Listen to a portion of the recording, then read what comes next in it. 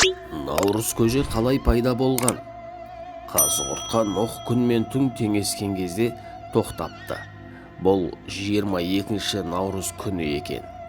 Пайғамбар апаттан аман қалғанына шүкіршілік етіп, Құдайы тамақ бермек болады.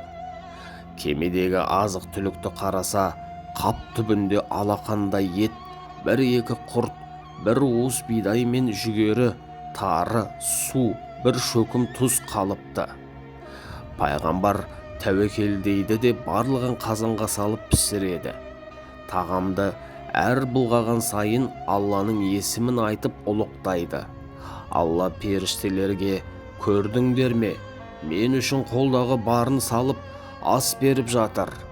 Барып қазанына кәусардан тамызыңдар, берекемді шашыңдар дейді.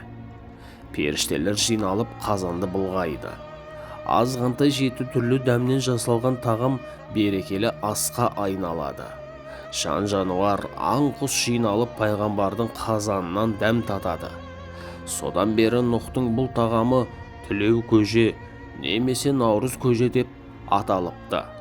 Наурыз күні адамдар мен жануарларды тойдыру пайғамбардың сүндетіне айналыпты.